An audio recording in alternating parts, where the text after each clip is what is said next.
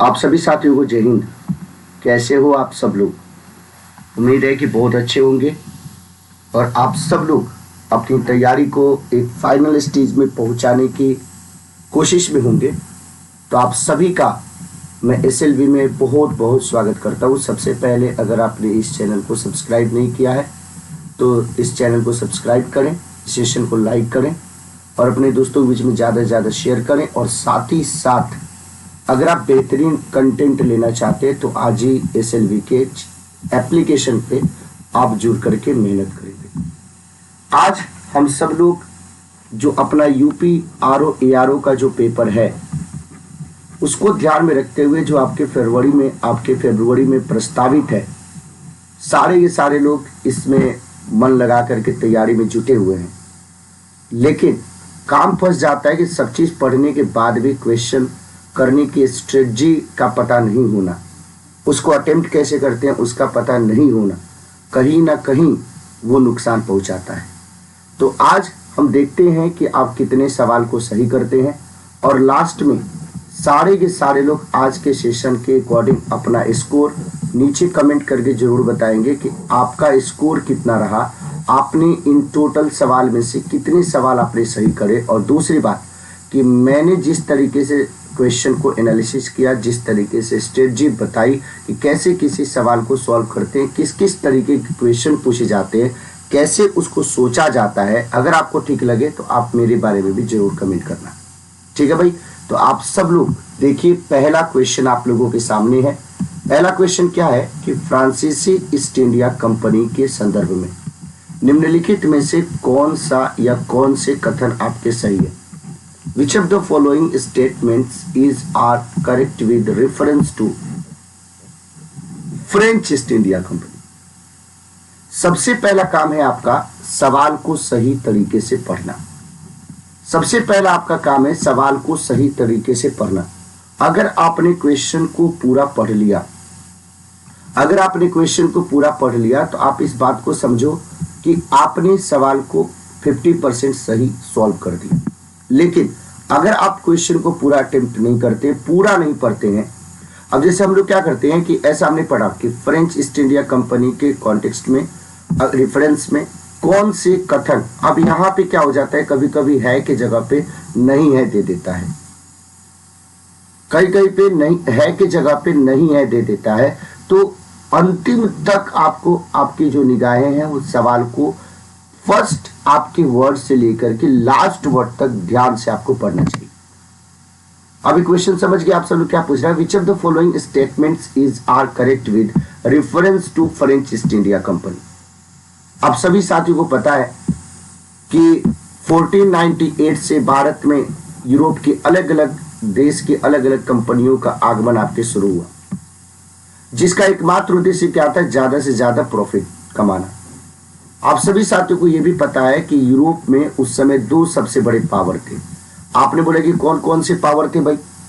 तो एक जो आपके पावर था वो था ब्रिटेन और दूसरा जो पावर था वो था आपके फ्रांस। अब यहाँ पे देखिए, ब्रिटेन भारत 1608 में आ चुका है, फ्रांस अभी मन भी नहीं बना रहा है क्योंकि फ्रांस की स्थिति कुछ अलग है। अब यहाँ पे फ्रांस की छटपटाहट बिल्कुल लाजमी है कि ब्रिटेन चला गया है, ब्रिटेन इतना ज्यादा प्रॉफिट कमा रहा है और दूसरे देशों की कंपनियां भी चली गई हैं, वो इतना ज्यादा प्रॉफिट कमा रही हैं और आप कमा ही नहीं रहे भाई। तो ये भी कहते हैं कि चलो ठीक है हम भी चलते हैं। 1664 में इनकी कंपनी आपकी स्टैब्लिश होती है। 1664 में इनकी कंपनी फ्रांसीसियों की French East India company Colbert की सहायता से, किसकी सहायता से भाई? तो कोलबर्ट की सहायता से, with the help of Colbert, Louis 14 के समय में फ्रेंच ईस्ट इंडिया कंपनी को स्टैब्लिश किया जाता है। चलो ठीक है, तो पहला स्टेटमेंट क्या कह रहा है कि ये जो आपकी फ्रेंच ईस्ट इंडिया कंपनी है 1664 में स्टैब्लिश किया गया। सही बात है भाई, इसमें कोई दिक्कत की बात नहीं, एकदम पहला स्टेटमेंट सही है। अब दूसरा स्टेटमेंट जब हम बात करते हैं कि जब भारत में फर्स्ट फ्रांसीसी फैक्ट्री की बात करते हैं पौंडीचेरी में, देखिए पौंडीचेरी अलग बात है कि पौंडीचेरी को स्टैब्लिश किसके द्वारा किया गया? तो पौंडीचेरी को स्टैब्लिश आपके मार्टिन के द्वारा किया गया। किसके द्वारा स्टैब्लिश किया गया? भारत के अलग अलग शहरों के ये फाउंडर आपके यूरोपियंस देखे जाते हैं। जैसे बंबई में गैरोल्ड ऑन्गियर को देख लीजिए, कलकत्ता में जॉब चौनॉक को देख लीजिए, गोवा में आप अल्बुकर्क को देख लीजिए, आप यहाँ पे पौंडीचेरी में मार्टिन को देख लीजिए। तो उसी तरीके से जब हम पौंडीचेरी में स्थापित की गई तो ये बात गलत है। ये 1663 के आसपास स्टैब्लिश किया जाता है, लेकिन ये फ्रांसीसियों की पहली जो आपकी फर्स्ट आपकी फ्रेंच फैक्ट्री इन इंडिया की बात करें तो वो कहाँ पे आपको दिखाई देता है? सूरत में दिखाई देता है सबसे पहला 1668 में। यानी दूसरा स्टेटमेंट क्या है? गलत है। तो जब दूसरा स्टेटमेंट गलत है तो आंसर क्या हो जाएगा? केवल 1 हो जाएगा। तो इस तरीके से आपको सोचना है। क्वेश्चन नंबर 2 देखिए आप सब लोग क्या पूछ रहे हैं। क्वेश्चन नंबर 2, अगला क्वेश्चन देखिए आप सब लोगों से कि क्या क्वेश्चन कह रहा है भाई। अगला क्वेश्चन के अगर हम बारे में बात करें, अगले क्वेश्चन के बारे में बात करें, बोले कि ये जो आपकी महारानी एलिजाबेथ है, queen Elizabeth, east India company को ईस्ट में ट्रेड करने हेतु जो आपका रॉयल ऑर्डर है जिसको हम लोग क्या कहते हैं? जिसको हम लोग चार्टर कहते हैं। जिसको क्या बोलते हैं? चार्टर। और चार्टर क्या होता है? तो एक तरीके से ये रॉयल ऑर्डर होता है। एक तरीके से ये रॉयल ऑर्डर होता है। तो ये बोले कि जो ऑर्डर है वो कब जारी किया? आप सभी लोगों को पता है कि फिर से पृष्ठभूमि में जाइए कि पुर्तगालियों ने जिस तरीके से, डचों ने जिस तरीके से खूब पैसा कमा करके यूरोप में एक तरीके से अपनी धमक उसने स्टैब्लिश कर ली, तो अब इससे कहीं ना कहीं अंग्रेज भी परेशान हुए। लेकिन अंग्रेज ऐसे तो जा नहीं सकते थे क्योंकि इंग्लैंड की महारानी थी एलिजाबेथ, तो शादी से लेना पड़ता बिल्कुल। तो 1600 एडी में ईस्ट इंडिया कंपनी को स्टैब्लिश किया गया, इंग्लिश ईस्ट इंडिया कंपनी, जिसको जॉन कंपनी के नाम से जाना जाता है। जिसको जॉन कंपनी के नाम से आपको जाना जाता है, जिसको जॉन कंपनी के नाम से जाना जाता है, मतलब फेमस इसका जो नाम है वो जॉन कंपनी है। अब आपने बोला कि चलो सर कोई दिक्कत की बात नहीं है, अब यहाँ पे अंग्रेजों को भारत में व्यापार करने जाना था, उसके लिए कंपनी तो बन गई, लेकिन अब चाहिए था ऑर्डर किससे? तो अब ऑर्डर चाहिए था ब्रिटेन की जो आपकी क्वीन थी एलिजाबेथ फर्स्ट, उससे ऑर्डर चाहिए था। और एलिजाबेथ फर्स्ट के ऑर्डर को लेकर के ये अब आपके कहां पे चल दिए? व्यापार करने के लिए चल दिए। तो सवाल यही पूछ रहा है, क्वेश्चन यही पूछ रहा है कि कब ये अधिकार प्रदान किए गए थे। तो देखो 1609 में तो ये आगरा पहुंच गया था कैप्टन विलियम हॉकिंस, किसके दरबार में? जहांगीर के दरबार में। 1606 तक तो कोई इसकी भारत में कोई कुछ दिखाई नहीं देता है, 1601 भी नहीं। तो आंसर क्या हो जाएगा? 1600। तो इसमें अगर आपको डेट याद भी नहीं होता तो ध्यान से देखते क्वेश्चन को तो सॉल्व कर सकते हैं। तो देखो केवल क्वेश्चन का आंसर बताना is not good strategy. Question की अंडरस्टैंडिंग, क्वेश्चन को कैसे आप सोचोगे वो सबसे बड़ी बात होती है। क्वेश्चन को कैसे आप सोचोगे वो सबसे बड़ी बात होती है। तो जब ये ईस्ट इंडिया कंपनी आपके बन रहा था उस समय ये भी क्वेश्चन आपके पूछा जाता है कि भारत में कौन आपके राज कर रहा था, भारत में कौन उस समय शासक था। तो इंडिया में जब हम बात करते हैं तो इंडिया में कौन था भाई? इंडिया में अकबर। इंडिया में कौन था भाई? अकबर था।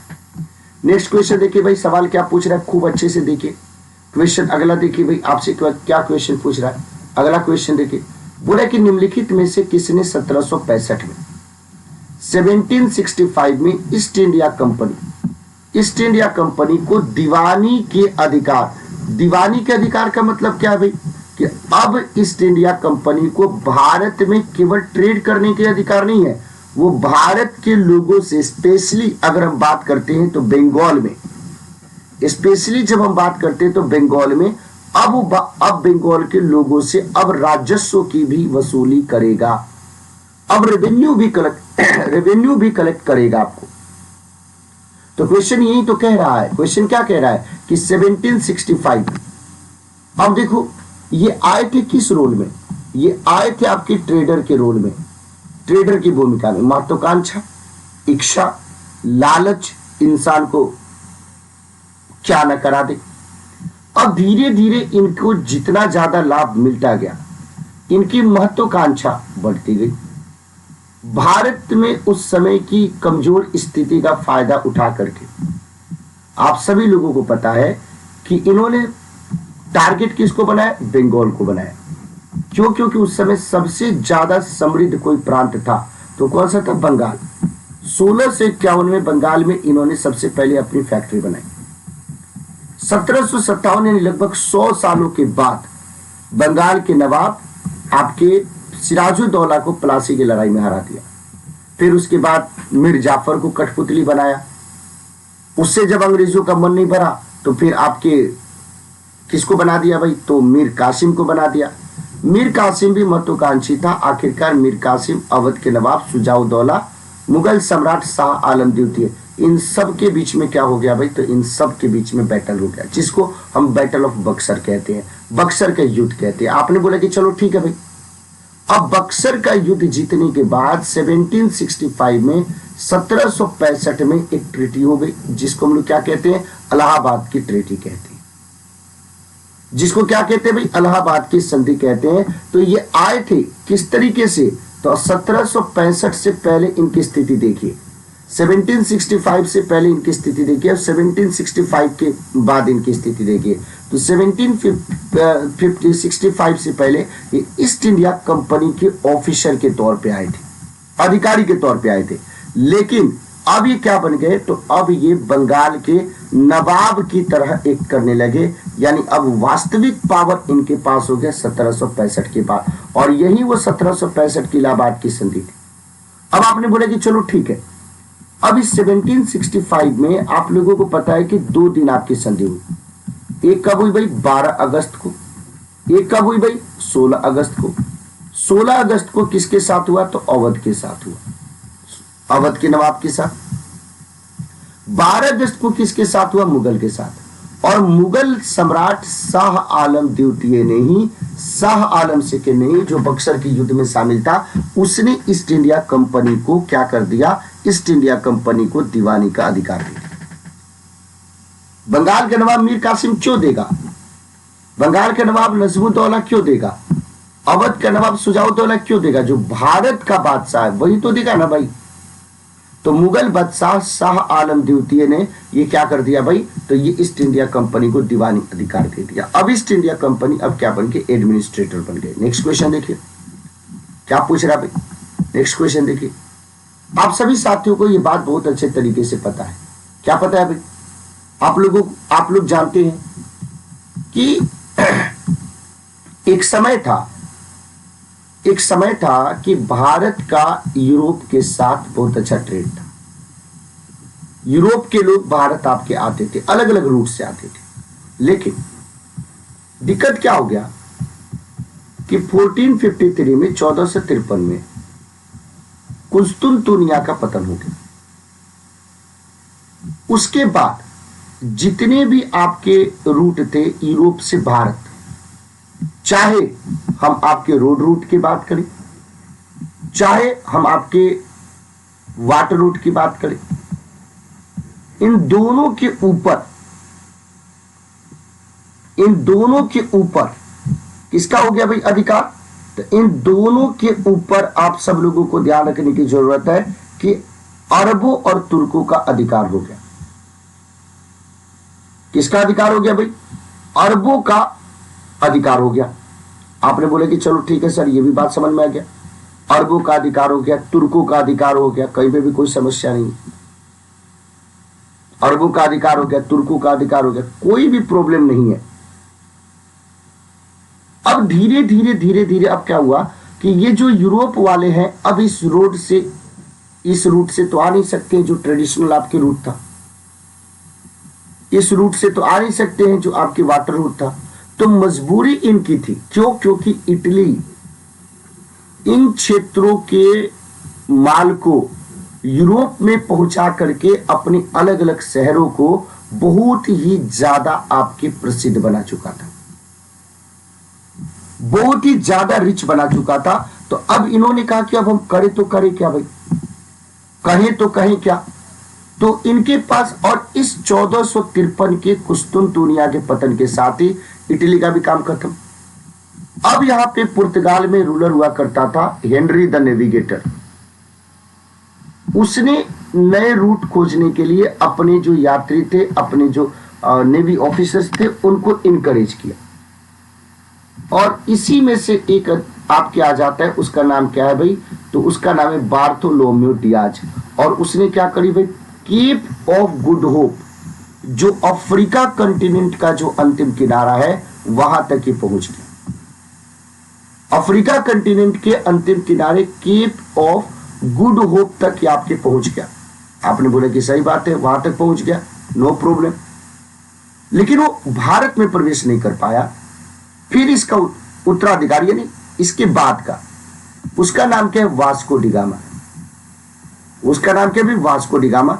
वास्को डिगामा ने इस सेम रूट का यूज करते हुए ये 1498 में कहां पे पहुंच गया, तो 1498 में आपको ध्यान रखने की जरूरत है। 1498 में ये आपके पहुंच गया केरल के कालीकट में। कहां पे पहुंच गया भाई, केरल के कालीकट में पहुंच गया। और कौन सा रूट यूज किया, तो रूट वही यूज किया जिसको बार्थोलोम्यू डियाज ने आपके सर्च किया था। तो केप ऑफ गुड होप रास्ते होते हुए, केप ऑफ गुड होप रास्ता होते हुए ये सीधे तौर पे कहां पे पहुंच गया, तो ये भारत में पहुंच गया। जब भारत में पहुंचा तो इसका वेलकम कोई ना कोई तो करेगा, इसका वेलकम कोई ना कोई तो करेगा, मजबूरी में करो या जरूरी में करो। तो इसका वेलकम किसने किया, तो कालीकट का शासक, जिसका टाइटल क्या था, नाम नहीं टाइटल, नाम क्या था, जमुरी। यहां तक पहुंचने में जो उसकी सहायता करी, हेल्प करी, जो उसका एक तरीके से पथ प्रदर्शक था, उसका नाम क्या था, अब्दुल इब्न मजीद। अभी भारत पहुंचा, और जब ये भारत से वापस आपके पुर्तगाल गया तो भारत के मसालों से, भारत के कपड़ों से 60 गुना ज्यादा इसने लाभ कमाया। तब आपके पुर्तगालियों को लगा कि भाई अब कुछ करना पड़ेगा। तब यहाँ पे पहला जो आपके बन के आता है पुर्तगाली गवर्नर भारत में, उसका नाम क्या है भाई, Francisco de Almeida. Francisco de Almeida. और इसको भारत में किस लिए जानते हैं, तो ब्लू वाटर पॉलिसी के जनक के तौर पे जानते हैं। इसके लिए जानते हैं भाई, तो ब्लू वाटर पॉलिसी के जनक के तौर पे जानते हैं। यानी जितने भी व्यापारिक मार्ग आपके थे, उन सारे व्यापारिक मार्गों के ऊपर कंट्रोल किसका हो गया था भाई, तो आपके पुर्तगालियों का हो गया।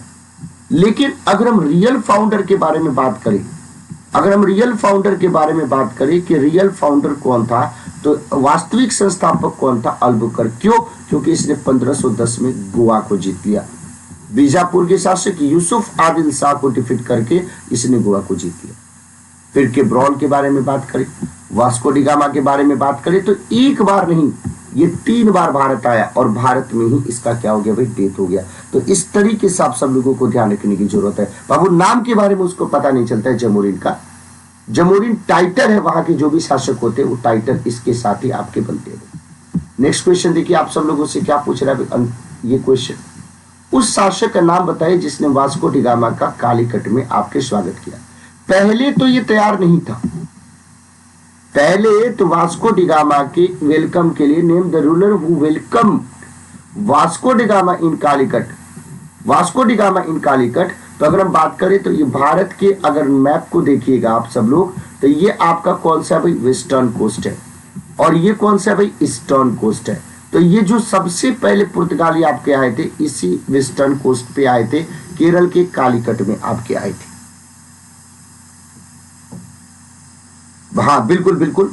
तो अल्बुकर्क के बारे में बात करें तो मिक्स मैरिज पॉलिसी भी उसी की थी।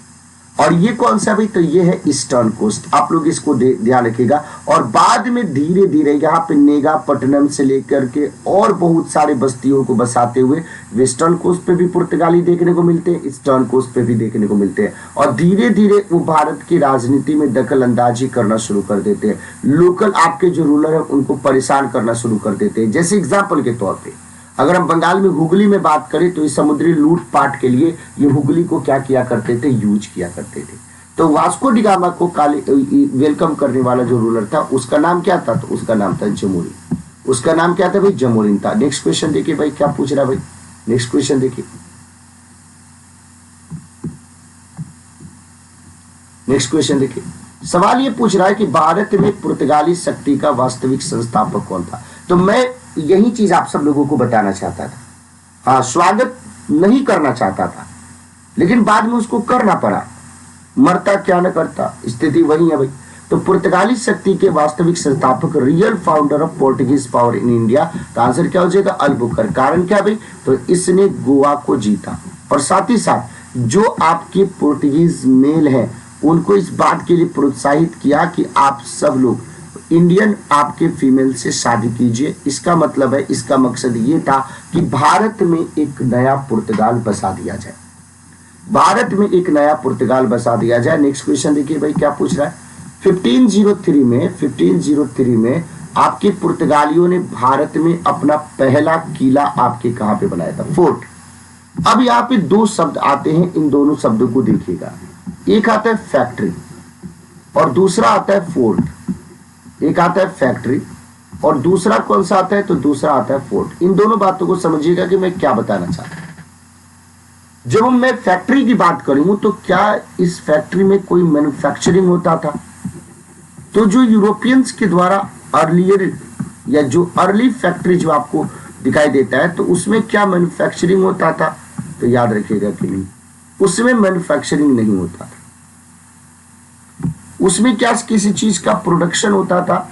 तो बिल्कुल भी नहीं, किसी चीज का प्रोडक्शन भी नहीं होता था। तो इसका मतलब कि फैक्ट्री किस तरीके से काम करती थी, तो फैक्ट्री किस रूप में काम करती थी? तो वो फैक्ट्री आपको ध्यान रखने की जरूरत है कि वो फैक्ट्री एक स्टोर हाउस के तौर पे काम करती थी। इसके तौर पे काम करती थी भाई, स्टोर हाउस के तौर पे काम करती थी। इसके तौर पे काम करती थी, वेयर हाउस के तौर पे काम करती थी। इसके तौर पे काम करती थी तो गोडाउन के तौर पे काम करती थी। यानी भारत से जो भी कच्चा माल आप इकट्ठा करेंगे, जो भी कच्चा माल इकट्ठा करेंगे, उन सबको क्या करेंगे? उन सबको कहीं ना कहीं स्टोर करके तो रखेंगे। क्योंकि मान लो कि अगर एक बार में 5 किलोग्राम कच्चा माल आपने इकट्ठा किया तो उसको पहुंचाने के लिए आप तो जाएंगे नहीं इंग्लैंड, वेट करेंगे ना, वेट करेंगे। तो आप सब लोगों को ध्यान रखने की जरूरत है कि ये फैक्ट्री इसलिए बनाते थे। और बाद में तो जब फैक्ट्री वहीं पे है तो ये अधिकारी, ये कर्मचारी वहीं पे रहेंगे। अब धीरे धीरे उस फैक्ट्री को चारों तरफ से किलेबंदी करके ये अपना एक किला बना लेते थे। ये क्या बना लेते थे भाई? किला बना लेते थे। तो ये पहला किला की बात करें, अगर हम इसके पहले किले के बारे में बात करें तो सीधे तौर पे आंसर क्या हो जाएगा? कोचीन हो जाएगा। और कब बनाया था? 1503 में। उस समय कौन था? अल्मीडा। अब एक एक करके देखो, अगर हम पुर्तगालियों के पहले किले की बात करें, पहली फैक्ट्री की बात करें भारत में, तो जब हम पहली फैक्ट्री की बात करते हैं पुर्तगालियों की, तो कहां पे इन्होंने स्टेब्लिश किया भाई? कोचीन में स्टेब्लिश किया, पहली बात। दूसरी बात, अगर हम डचों की पहली फैक्ट्री के बारे में बात करें तो इसके लिए आपको चला जाना पड़ेगा ईस्टर्न कोस्ट पे, आंध्र प्रदेश के आसपास चले जाइए और वहां पे कौन सा दिखाई देगा? मसूलीपट्टनम। वहां पे कौन सा दिखाई देगा? मसूलीपट्टनम। अब उसके बाद अंग्रेजों को पकड़ो, अंग्रेजों को पकड़ो तो अंग्रेज आते हैं 1608 में। सबसे पहले सूरत में ये टेम्पररी फैक्ट्री बनाते हैं।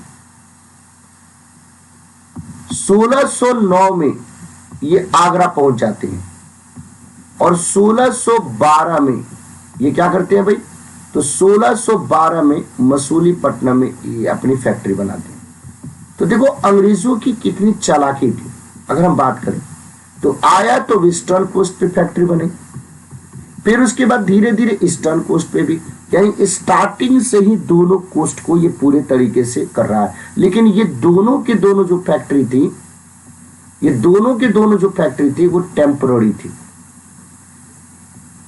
क्या थी भाई? अस्थाई, अस्थाई नहीं था। अगर अंग्रेजों की पहली अस्थाई कारखाने की बात करें तो 1613 में 1613 में अंग्रेजों का फर्स्ट परमानेंट फैक्ट्री आपके कहां पे स्टैब्लिश होता है? सूरत में। तो प्रथम अस्थाई कारखाना अगर अंग्रेजों के बारे में बात करें तो फर्स्ट परमानेंट फैक्ट्री आपको कहां पे दिखाई देता है? तो 1613 में सूरत में दिखाई देता है। बहुत बढ़िया भाई, शानदार। उसी तरीके से अगर फ्रांसीसियों की बात करें तो फ्रांसीसियों की सबसे पहले ही कहां पे दिखाई देता है? सूरत में दिखाई देता है। नेक्स्ट क्वेश्चन, एक बार जितने भी साथी सेशन को लाइव देख रहे हैं सब लोग क्या करेंगे भाई? सेशन को लाइक करके गुरु दक्षिणा जरूर देंगे ताकि पता चले कि आप लोगों को ये सेशन बहुत अच्छा लगा। अपने दोस्तों के बीच में ज्यादा से ज्यादा शेयर कीजिए। अब देखो आप सब खूब अच्छे से इस चीज को समझिए कि बंगाल की जो निम्नलिखित फैक्ट्रीज है उनमें से एक जो पुर्तगालियों के द्वारा आपके एस्टेब्लिश की गई थी, जो पुर्तगालियों के द्वारा एस्टेब्लिश की गई थी, तो मैंने आपको पहले ही प्लेस बता दिया वो कौन सा था। तो पुर्तगालियों के द्वारा बंगाल में एस्टेब्लिश कौन सा था भाई, हुगली। और हुगली को वो समुद्री लूटपाट का क्या बनाते थे भाई, तो समुद्री लूटपाट का वो अड्डा बनाते थे। समुद्री लूटपाट का वो क्या बनाते थे, तो समुद्री लूटपाट का वो अड्डा बनाते थे। और इससे बहुत ही जल्द जो मुगल एम्पायर है वो कहीं ना कहीं रुष्ट होने लगा, वो कोई कहीं ना कहीं आपके नाराज होने लगा था भाई। इसके बारे में ध्यान रखिए।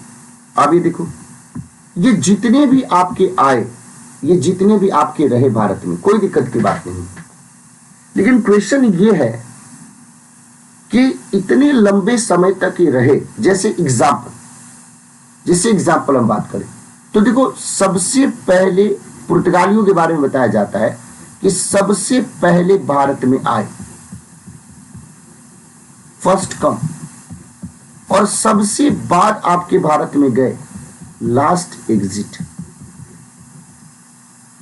सबसे पहले भारत में आए और सबसे बाद में भारत से गए।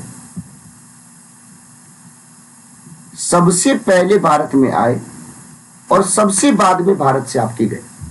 अरे कुछ ना कुछ इंपैक्ट तो इनका दिखेगा ना। तो मैंने क्या बोला, अगर इनके कंट्रीब्यूशन की बात करें, इनके रहने के इंपैक्ट के बारे में अगर हम बात करें तो क्या दिखाई देता है, तो इनके कंट्रीब्यूशन के बारे में बात करें तो भाई अलग अलग तरीके के क्रॉप्स, जैसे आप टोमेटो देख लो, जैसे आप पोटैटो देख लो, जैसे आप पपाया देख लीजिए, जैसे आप टोबैको देख लीजिए, जैसे आप चिली देख लीजिए, ये सब के सभी लेकर के आए। उसके बाद क्या लेकर के आए अभी, प्रिंटिंग प्रेस, गुटेनबर्ग जिसको एस्टेब्लिश किया था।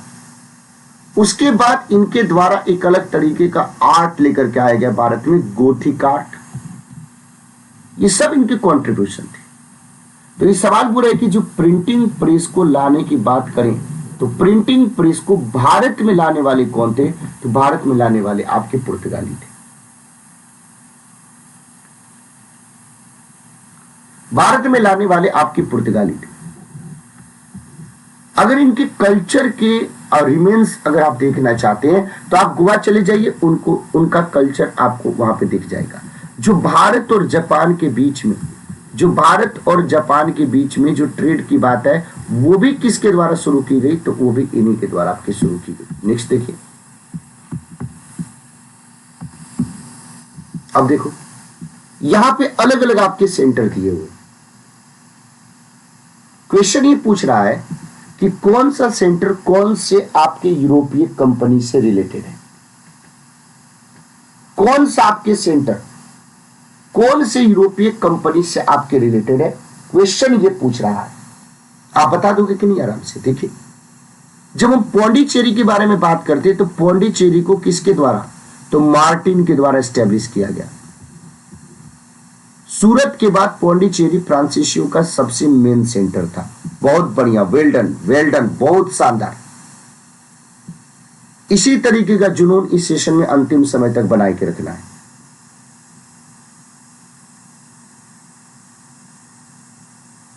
अब गोवा के बारे में बात करें तो गोवा में कौन दिखाई देंगे, तो गोवा में आपके कौन दिखाई देंगे, पुर्तगीज दिखाई देंगे।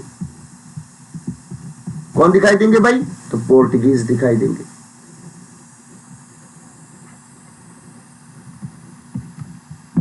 इसका मतलब है कि बी का आंसर क्या हो जाएगा, 3 हो जाएगा। अब यहां पे मद्रास। अब आपने बोले कि सर ये जो ट्रॉनिक बार जो आप छोड़ देते हैं ये भी बता दीजिए। तो ये जो अलग नाम दिख रहा है ना वो आपके कौन है भाई, डेनिस, डेनमार्क के। और वही डेनिस जिन्होंने अपनी सारी की सारी भारत की प्रॉपर्टी आपके अंग्रेजों के हवाले कर दी। आज जो मद्रास के बारे में जब हम बात करते हैं तो मद्रास के लिए आपको कहां पे पहुंचना पड़े? जब कोई नहीं बचा तो आंसर क्या बचा? डच। तो इस तरीके से आंसर क्या हो जाएगा? ए हो जाएगा। नेक्स्ट क्वेश्चन देखिए भाई, नेक्स्ट क्वेश्चन देखिए क्या पूछ रहा है। निम्नलिखित में से कौन सा आपके इंडियन स्टेट, कौन सा भारतीय राज्य अंग्रेजों के लिए दुधारू गाय था? कितना प्यारा क्वेश्चन है।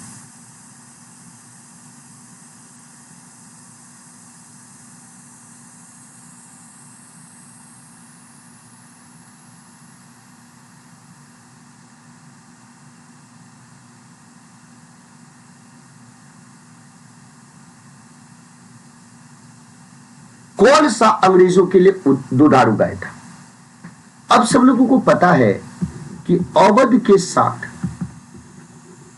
के साथ वेलेस्ली के समय में ही क्या कर दी गई? एक संधि कर दी, और उसको क्या बोलते हैं? सब्सिडरी अलायंस की ट्रीटी कहा जाता है। क्या बोला जाता है भाई?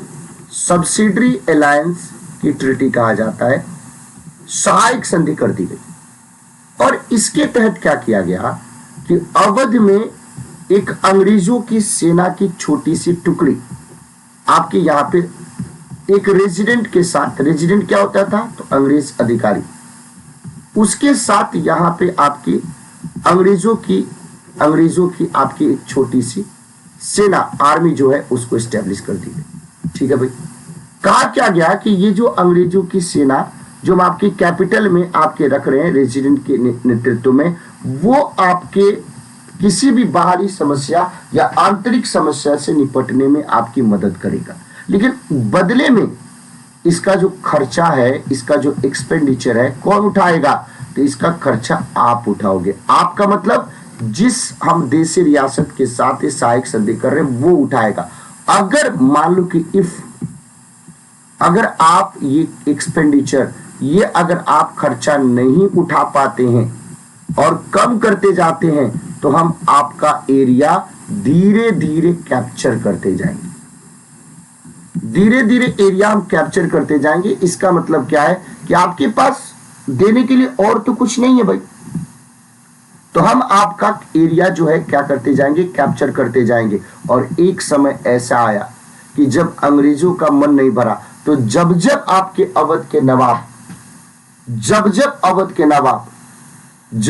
अवध के नवाब आपको ध्यान रखने की जरूरत है कि आप खर्च नहीं उठा पाते थे, तब अवध के कुछ कुछ क्षेत्रों को अंग्रेज आपस में मिला लिया करते थे। और भाई इससे भी मजा नहीं आया अंग्रेजों को, तो 1856 में मिस गवर्नेंस का आरोप लगा करके अवध को क्या कर लिया गया? मर्ज कर लिया गया। उस समय कौन था? डलहौजी था। और अवध के प्रशासन को चलाने के लिए एक कमिटी बनाई गई, और उसका हेड एक क्या बना दिया गया भाई? तो एक आपको ध्यान रखने की जरूरत है कि एक अंग्रेज को बना दिया गया। बात समझ गए आप सब लोग? तो अवध वो दुधारू गाय था, किसके लिए? तो अंग्रेजों के लिए। ये भारतीय राज्य अवध। और अवध के फाउंडर के तौर पे बात करें तो आप लोगों को मैंने बताया था कि जब औरंगजेब की डेथ हुई तो भारत में बहुत सारे क्षेत्र, जैसे आप बंगाल को देखो, जैसे आप हैदराबाद को देख लीजिए, जैसे आप अवध को देख लीजिए, ये सारे के सारे इन लोगों ने अपने आप को क्या कर दिया? इन सब लोगों ने अपने आप को क्या कर दिया? सीधे तौर पे फ्री कर दिया, इंडिपेंडेंट कर दिया। तो इसी में से अवध के फाउंडर का नाम आता है सआदत खान, जिसको बुरहान उल मुल्क के नाम से जानते हैं। हैदराबाद का चिनकिलिज खान, जिसको हम निजाम उल मुल्क के नाम से जानते हैं। बंगाल का मुर्शिद कुली खान। उसी तरीके से कलकत्ता के संस्थापक के तौर पे बात करें तो इसमें जॉब चौनॉक का नाम, बंबई के गैरोल्ड ऑन्गियर का नाम आ जाता है। उसी तरीके से पौंडीचेरी में फ्रांसिस मार्टिन का नाम आ जाता है। ये सारे के सारे वो लोग थे जिन्होंने इसको क्या किया? एस्टैब्लिश किया था। तो मैंने आप लोगों को 3 पॉलिसी बताई थी। एक मैंने आपको पॉलिसी बताई थी रिंग ऑफ फेंस की पॉलिसी, दूसरा सब्सिडरी अलायंस की पॉलिसी। तो रिंग ऑफ फेंस की पॉलिसी वारेन हेस्टिंग्स की थी, ये जो आपके सब्सिडरी अलायंस की पॉलिसी वेलेस्ली की थी। और फिर मैंने बताया था आपको किसके बारे में? डलहौजी के बारे में, डॉक्ट्रिन ऑफ लैप्स की पॉलिसी। तो आप सब लोग इसको बहुत अच्छे से जानते हैं। नेक्स्ट देखिए, नेक्स्ट देखिए 1755 में डिंडीगुल में, मैसूर में, ये डिंडीगुल कहां पे, मैसूर, और मैसूर को अब हम किस नाम से जानते हैं, कर्नाटका के नाम से जानते हैं। तो एक मॉडर्न आर्मरी यानी आधुनिक शस्त्रागार की स्थापना की गई थी। तो किसके द्वारा की गई थी आधुनिक शस्त्रागार की स्थापना? अब अंग्रेजों का ध्यान किधर की ओर गया? तो अंग्रेजों का ध्यान अब जाता है किधर की ओर? तो अब जाता है मैसूर की ओर। क्यों भाई? क्योंकि जो महत्वपूर्ण आपके मसाले के केंद्र हैं, जहां से अंग्रेज पहले खूब व्यापार करते थे, मैसूर में हैदर अली के पावरफुल होने के बाद उन केंद्रों पे क्या कर लिया गया, ट्रावनकोर पर आपके अधिकार कर लिया गया। अभी करे तो करे क्या, और मैसूर धीरे धीरे क्या हो रहा था, शक्तिशाली। तो जब अंग्रेज या अन्य जो आपके रीजनल रूलर्स आपस में कहीं ना कहीं किसी न किसी तरीके से उलझे हुए थे, तो मैसूर ने अपने आप को ताकतवर बनाया। वोडियार राजवंश को रिप्लेस करके नंजराज और कृष्णराज जो दो भाई जो मंत्री थे, दोनों का प्रभाव वोडियार वंश में बहुत ज्यादा था, उनको रिप्लेस करके एक साधारण से सैनिक के पद से ऊपर उठ करके जो बनाता है हैदर अली, उसने मैसूर में एक स्वतंत्र सत्ता की स्थापना की और अंग्रेजों को मजबूत चुनौती दी। तो ये कौन था भाई? तो डिंडीगुल में हैदर अली ने क्या किया? तो हैदर अली आपके मैसूर में एक आधुनिक शस्त्रागार की स्थापना कर। और हैदर अली अंग्रेजों के साथ जो दूसरा एंग्लो मैसूर वार हुआ, उसमें आपके क्या हुआ? मारा गया। तो ये जो देवराज और चिक्का कृष्णराज थे, ये दोनों के दोनों वोडियार राजवंश के अंतिम शासक के समय में ये बहुत ही ज्यादा आपके पावरफुल हो गए थे। तो हैदर अली ने क्या करी भाई? तो इसमें डिंडीगुल में स्थापना करी। टीपू सुल्तान की राजधानी कहां थी? अब देखो, हैदर अली का जो बेटा था उसका नाम क्या था? टीपू सुल्तान।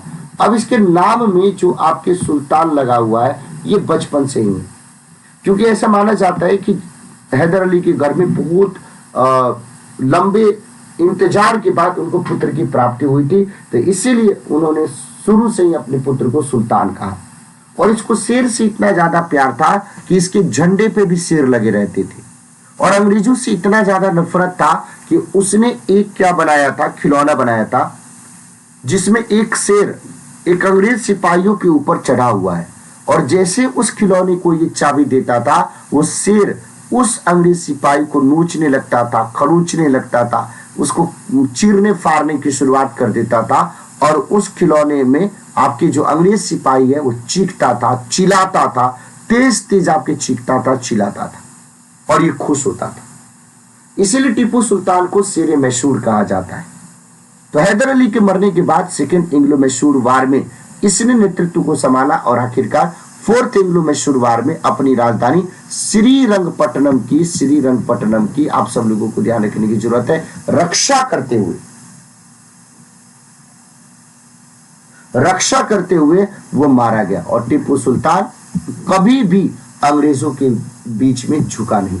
यानी अगर हम एंग्लो मैसूर वार के बारे में बात करते हैं, एंग्लो मैसूर वार के बारे में बात करते हैं, तो एक नहीं टोटल 4 एंग्लो मैसूर वार हुआ। जो पहला हुआ वो मद्रास की संधि के साथ खत्म हुआ, जो दूसरा हुआ वो मंगलौर की संधि के साथ खत्म हुआ, जो तीसरा हुआ श्रीरंगपट्टनम की संधि के साथ खत्म हुआ, जो कि बहुत ही ज्यादा आपके अपमानजनक था। क्यों? क्योंकि टीपू सुल्तान को अपना आधा राज्य अंग्रेजों को दे देना पड़ा। युद्ध हर्जाना ना चुकाने की स्थिति में अंग्रेजों ने टीपू सुल्तान के सामने टीपू सुल्तान के 2 बेटों को क्या कर लिया भाई? अपना अपहरण कर लिया, कैदी बना लिया कि जब तक दोगे नहीं तब तक ये सबको छोड़ेंगे नहीं। तो तीसरा श्रीरंगपट्टनम की संधि, और चौथे में यानी 1799 में 1799 में टीपू सुल्तान की आपकी डेथ हो, टीपू सुल्तान की आपकी क्या होगी भाई? डेथ होगी भाई। अब थोड़ा देखिएगा भाई ध्यान से, एकदम बिल्कुल ध्यान से देखना है, कहीं पे भी इधर उधर आपका नहीं होना चाहिए। खूब ध्यान से देखिए कि क्या मैं आपको कह रहा हूं, बाकी कुछ सोचना ही नहीं है, खूब ध्यान से देखना है। देखिए क्या क्वेश्चन बोल रहा है भाई, बोले कि कौन सा एक सुमेलित है, which one is correctly matched. Question आपने पढ़ लिया, क्वेश्चन आपने पढ़ लिया, कि कौन सा एक सही सुमेलित है। तो आप सभी साथियों को ये बात पता है कि जो एंग्लो मैसूर वार हुआ, पहला हुआ 1767 से लेकर के 1769, फिर कुछ दिनों तक शांति बनी रही, लेकिन अंग्रेजों ने फिर से अपनी पहचान बता दी कि मैं वही हूं, तुमने गलत समझा था। दूसरा हुआ 1780 से 1784,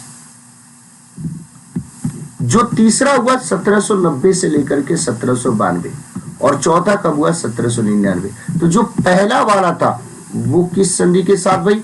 मद्रास की संधि के साथ। इसके बाद वाला जो था वो कौन सी संधि के साथ भाई? मंगलौर की संधि के साथ।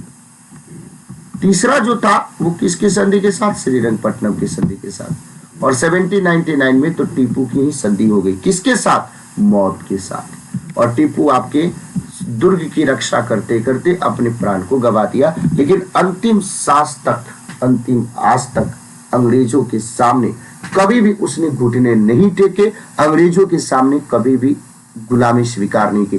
तो पहला बोला है कि फर्स्ट एंग्लो मैसूर वार, हैदर अली पराजित हुआ था। नहीं भाई, पहली बार अंग्रेजों को मुंह की खानी पड़ी थी और वो था फर्स्ट एंग्लो मैसूर वार।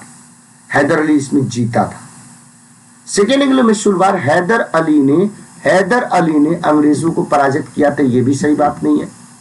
हाँ, ये बात जरूर है कि फर्स्ट हाफ में अंग्रेज मजबूत थे, सेकेंड हाफ में हैदर अली मजबूत होना शुरू हुआ। जैसे मजबूत हुआ उसकी क्या हो गई? डेथ हो गई। जो थर्ड एंग्लो मैसूर वार था, टीपू सुल्तान जीता नहीं, जीता होता तो अपमानजनक संधि नहीं होती। फोर्थ एंग्लो मैसूर वार, टीपू पराजित किया गया और युद्ध के बीच में आपके दिवंगत हो गया, ये बिल्कुल सही बात है। तो इसका सही उत्तर क्या हो जाएगा? तो सही आंसर आपके डी हो जाएगा। इसका सही आंसर क्या हो जाएगा? तो सही आंसर आपके डी हो जाएगा। ये तुरंत देखिए। अगर हम टीपू सुल्तान के बारे में बात करें तो टीपू सुल्तान के बारे में आपके क्या सही नहीं है? टीपू सुल्तान के बारे में आपके क्या सही नहीं है, एक बार आप सब लोग बताइएगा फटाफट। टीपू सुल्तान के बारे में देखिए, सवाल को अंत तक पढ़ना है और जब तक आप अंतिम तक नहीं पढ़ोगे तब तक दिक्कत होगा।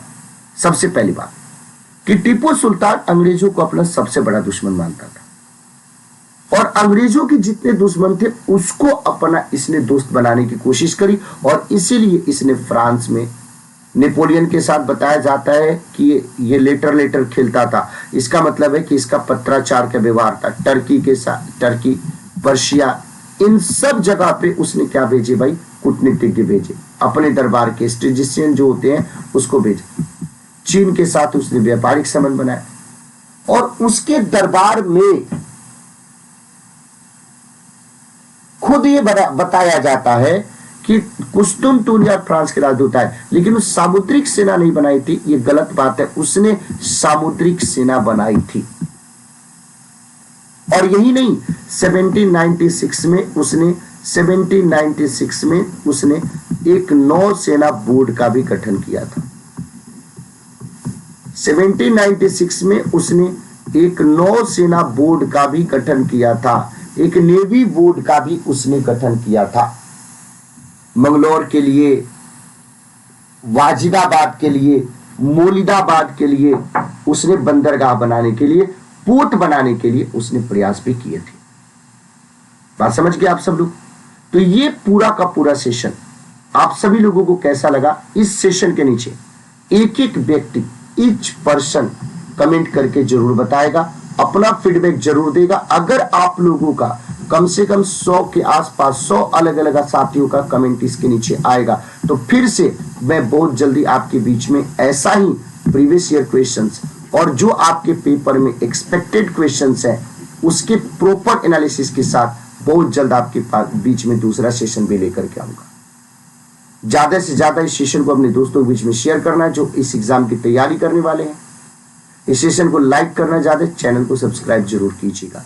अब आप लोगों के लिए एक है होमवर्क, एक आप सब लोगों के लिए होमवर्क मैं देता हूं जो आप लोगों को कमेंट करके बाद में बताना है इस क्लास के नीचे कि इसका सही उत्तर क्या होगा। तो निम्नलिखित में से कौन सा युग्म आपके सही सुमेलित नहीं है? Which one is not correctly matched.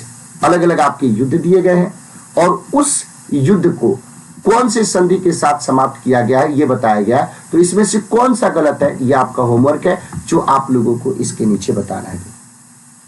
फिर मिलते हैं आप सब लोगों से नेक्स्ट सेशन में। अपना प्यार जरूर दीजिएगा, आपका फीडबैक हमारे लिए बहुत ज्यादा जरूरी है, जरूर देना फीडबैक आप सब लोग, उसके अकॉर्डिंग हम दूसरे में काम करेंगे। तब तक के लिए आप सब लोग रखें अपना ख्याल। बहुत बहुत धन्यवाद। Thank you so much. Love you all. Take care. Bye bye. जय हिंद साथी।